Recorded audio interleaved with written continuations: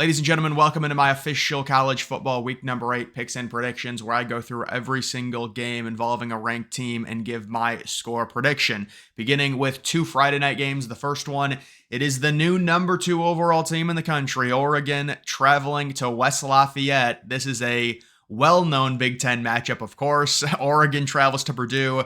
You know, there's been a trend with teams in the Big Ten either traveling East Coast to West Coast or West Coast to East Coast, really struggling, not only not covering spreads, but losing games. Now, Oregon is sitting 28-point favorites. If you guys don't know Purdue, they've been regarded throughout all the year as being the worst team in the Big Ten. However, their game last week against Illinois, they scored 49 points. They lost by a single point. Probably should have won that game. They kind of choked it late. That's an Illini team that is ranked. And so you're talking about Oregon coming off that emotional win. Now they're traveling. They're playing a weird Friday night game. It's a short week.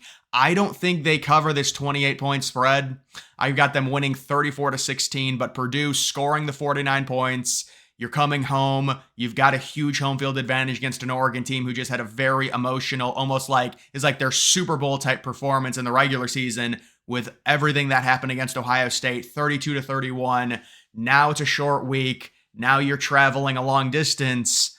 I like Purdue to cover this game. Oregon obviously will win. I can't see Oregon losing to Purdue. It is kind of a house of horrors going to West Lafayette, so maybe there'll be a crazy upset. But I think Purdue is just they're simply too bad this year. Normally they're around 500, but this year, even though they had a good game against Illinois, they have been terrible overall. You do also have the 10-15 game. It is BYU still undefeated at number 13 in the country, taking on Oklahoma State. Oklahoma State has had a very, very bad year. They started off 3-0. They've lost 3 straight. They're obviously not ranked at this point. BYU is sitting -9 in this game. A little bit surprised the FPI only gives BYU a 63% chance to win based on how bad Oklahoma State's been playing. They are coming off a bye week. I think BYU wins this game. I've got them barely covering the spread. Not a great vibe overall on this one, but BYU is at home, and they do have a good crowd atmosphere, a good environment. They will win this game and barely cover the 9-point spread. Moving on to the Saturday matchups, it is Miami traveling to Louisville. Very, very good matchup here. Miami ranked number 6 overall. They've had the crazy performances the last 2 weeks. They had that Friday night game against Virginia Tech. People could argue they should have lost that game, and then they definitely should have lost to Cal. They made a really nice comeback for sure to win by 1. Now they're sitting 4-point favorites at Louisville. Miami given a 56% chance to win this game. And I do think Miami wins this game and covers barely. It's going to be a higher scoring game. Cam Ward, he's averaging like 400 passing yards. Miami has one of the best offenses in college football. Their defense certainly has not been that good. And I don't think Miami is this crazy juggernaut, but I do have them winning this game against Louisville by 7 and covering that 4-point spread. Louisville has been kind of hit or miss this year. They were ranked at one point. They dropped some games. They lost the home game to SMU. They're normally involved in higher scoring matchups, and I think they lose that one there. Another noon game, it is Clemson sitting -21.5 taking on Virginia. Virginia this year is not that bad. They're a decent team this year, but Clemson's been just so good. Clemson last week was in a very similar spot on the road at Wake Forest. They were 20-point favorites. They easily covered that spread. I think they've covered like the last 5 spreads at this point, and I just keep picking them to cover because it's a free win. So I've got Clemson winning this game 38-10, winning by 28 and covering that 21.5-point spread. They've been so good on offense and defense, and they've just got way more talent than Virginia. Even though Virginia, they've got a young quarterback, they've got a nice receiver. I don't see Virginia keeping this game close at all, and Clemson's just got such a talented defense there. Next, we do have Indiana taking on Nebraska. I wonder if this is the big noon game. Indiana is sitting -6. They are ranked number 16 in the country. They are undefeated. Nebraska only has 1 loss. This is a huge game for Nebraska because they're on the road at Ohio State next week. When it comes to Nebraska, they've got a nice defense. I'm concerned about their offense against an Indiana team that's been very efficient and very impressive. And I think Indiana wins this game, and it comes down to Indiana's offense being significantly better than Nebraska's offense. Dylan Raiola, he's a young QB, but he's still learning. This is a huge game for Nebraska. If they can somehow win it, it's very important because they do have that game at Ohio State. It's very likely going to be a loss the week after. But I think Indiana wins this game and barely covers the 6-point spread, 28-20. and they could be ranked inside the top 13 or top 12 if they win this one. Another noon game. This is an SEC game. It is Missouri hosting Auburn. Missouri sitting 6.5-point favorites. The SEC has been a real mixed bag this year. Missouri, they had that terrible performance against A&M. They came back. They crushed Massachusetts. You do have Auburn, who has certainly struggled this year. And I do think Missouri wins this game. And I've got them covering that 6.5-point spread. Missouri, they're still a decent team. I mean, it was a terrible performance against A&M, but now they're at home. They've got more talent. Well, actually, you could argue that maybe Auburn, just in terms of pure talent, because of the way they recruit. But I think Missouri is a way more experienced team. They win this game 31-17, and just a better coach team as well. They cover that 6.5-point spread. Another noon game. It is Army taking on East Carolina. So both Army and Navy are ranked. East Carolina is not that bad. They're kind of a mixed bag. They've had some good performances, some bad performances. Analytically, believe it or not, it would say to take, from what I've seen, East Carolina. But Army has just been, both Army and Navy have been throttling teams and covering spreads by like 25, 30 points. I think Army wins this game, and I've got them covering 44-21. Army's been scoring a ton of points. You normally don't think of Army as a high-scoring offense, but the yardage they've gotten, the points, it's been very impressive. So I think Army wins this game. Army is going to face Notre Dame. That's going to be a huge matchup, and they also obviously are going to face Navy at the end of the season. They are undefeated. They're going for that group of 5 playoff bid, and I think they easily beat East Carolina, who's sitting at 3-3 right now. Moving on to the 3:30 games, it is Alabama taking on Tennessee. Huge matchup that I think everyone thought was going to be bigger. So this matchup is a 7v11. There was a chance it could have been like a 2v3, a 1v3, but Alabama, I mean, what they've done the past few weeks, losing to Vanderbilt, struggling with South Carolina, Tennessee, they've struggled on offense in the first half of their last 2 games. They dropped a game. They almost lost to Florida at home. They won by 6 points.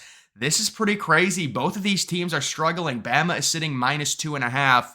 Both of these teams, you could argue, are playing for their playoff lives. I mean, maybe Alabama, if they lose and then win out, they could still make it.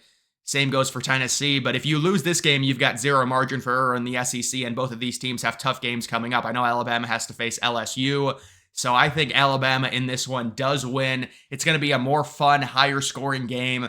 I have not been impressed with really either of the, well, I mean, I guess Tennessee's defense has been okay, but I just feel like this is a game that's higher scoring, and Bama ends up winning and barely covering that 2.5-point spread. But it really is a coin flip. Either one of these teams could win. They're both not playing well right now at all, so it's interesting. But give me Alabama to win. It's going to be an epic game. It's going to be higher scoring, 33-30. Jalen Milroe was not good at all against South Carolina, but he's got a dual threat ability. You've got Ryan Williams. I think they barely are able to eke out a victory on the road against still a very good, even though Tennessee's been struggling like crazy on offense the past few weeks, still a very good Tennessee team in a very hostile environment. This is kind of payback Alabama. Remember that crazy game a few years ago that Tennessee won at home? Bama gets this one. They win by 3 points. You do also have Notre Dame taking on Georgia Tech. So this is a neutral site game. I think it's in Atlanta, Georgia. I don't know why. Neutral site games are so bad, especially in the middle of the season, but Notre Dame is sitting -7.5. They just throttled Stanford. They are loved analytically. You can see they've got an 83% chance to win this game. Believe it or not, Georgia Tech, because they dropped a few games early in the season, nobody really talks about them anymore, but they've been good this year. They have, and I think with this being a neutral site game, I mean, Notre Dame plays like 3 neutral site games still this year. It's really weird, but I think Notre Dame wins just barely. Give me Georgia Tech to cover in this one, the game being in Atlanta. There's some nice home field advantage there almost, even though it is technically a neutral site game. Or maybe it's not a neutral site game, but I thought it was played at Mercedes-Benz Stadium. But, I mean, Georgia Tech's involved in the game, so they're basically the home team. Either way, I will take Notre Dame to win this game 26-23. I like Georgia Tech this year. They're better than people think. They had that huge, well, remember when they beat FSU in week 1 and everyone thought, or week 0 and everyone thought it was huge, but I don't know. I think Georgia Tech they're a sneaky team. And Notre Dame has kind of been going through the motions. You crushed Stanford, you had a bye. This game's going to kind of sneak up on them. They'll win. They have to win out, Notre Dame does, to make the playoff, but it is going to be closer than expected. You do have Michigan taking on Illinois. Michigan sitting -1 in this game. This is one of those where it's like, this is it for Michigan. I mean, if they lose this game, their season is done. They're going to lose very likely to Ohio State and Oregon. They already have 2 losses, so if they lose this game, they're probably going to be 7-5 at the absolute best. It's basically a pick'em game. They're -1. Michigan has a really good defense. Illinois, I don't know what happened to them against Purdue, allowing 49 points. And honestly, they probably should have lost that game. And again, Purdue is like the worst team in the Big Ten. And that game was at home for the Illini. I will take Michigan to win this game coming off the bye. I have zero faith in Michigan's quarterback play. I would imagine they're probably not going to go with Orgy. I mean, their last game against Washington, we saw they ended up benching him. I don't know, man. I think Michigan, maybe they get a defensive touchdown or something. They do enough to barely win. They've got more talent than Illinois. It's going to be a close game. We'll see. Definitely low scoring, that's for sure. Especially if Michigan's going to win, it's going to have to be low scoring. Next, we do have Charlotte traveling to Navy. Navy is sitting -17. So both Navy and Army 17-point favorites. And just like Army, Navy is covering every spread. They look amazing. They're ranked number 25 right now. I have them winning this game easily, 42-13. Charlotte, they've had a few good performances, a few bad performances, kind of like East Carolina. I will take Navy to easily win this game, though, and cover that 17-point spread. Moving on to the SEC 4:15 game, it is Texas A&M, ranked all the way up at number 14. Man, they had that week 1 loss against Notre Dame. It's crazy they've turned their season around, taking on Mississippi State. Believe it or not, Mississippi State's been competitive in some of these games. I mean, they were semi-competitive against Georgia and semi-competitive against Texas. A&M is sitting -15. I do think this is going to be a surprisingly close game. Mississippi State has shown me some things on offense, and I think A&M barely wins 25-22, kind of a weird score there. A&M does not cover the spread going on the road at Mississippi State, who's been playing better recently. Moving on to the 7 o'clock window, it is LSU traveling to Arkansas. So Arkansas and South Carolina are very similar teams. They're very feisty. And I mean, you can see by the point spread, LSU, they're sitting at number 14 in the country right now, but they're only 2.5-point favorites against an unranked team. And I really don't have a ton of faith in LSU, honestly, but I am going to pick them to win this game. They seemingly have found their footing. If they lose this one, they're pretty much done because that would be another loss for them. And you've still got a game against Bama coming up. They'll win this game. This is going to have to be a gritty performance. I mean, this is what the SEC is this year. It's just a mosh pit. They could very easily lose on the road at Arkansas, but I have them barely winning. Like a year ago or 2 years ago, this type of game where LSU goes to Arkansas at number 14, they would be like 17-point favorites. But the SEC is just so condensed this year, it's basically a pick'em game. It's interesting how the conference has changed, but give me LSU to win by 4 in that one. The 7:30 primetime huge matchup, it is Georgia taking on Texas. So Georgia coming into this game in a weird spot. Their defense, this has got to be the worst Georgia defense, at least in terms of the numbers, in the past 4 or 5 years. And you do have Texas sitting at number 1 in the country. Texas, 3.5-point favorites. I think Georgia on offense is kind of being underrated right now. I know it was Mississippi State, but Carson Beck did throw for like 450 yards on offense. And Texas, they might be getting overrated. Let's understand something with Texas. Their big win against Michigan really isn't that big of a win. Their win against Oklahoma really isn't that good because Oklahoma was missing basically all of their skill position players, at least their receivers. I think this is a slight upset. Georgia wins this game 30-27. I mean, it feels like everyone is just underestimating Georgia. You've got Texas sitting -3.5. Look at the analytics, a 77% chance to win. What has Texas really done this year, honestly?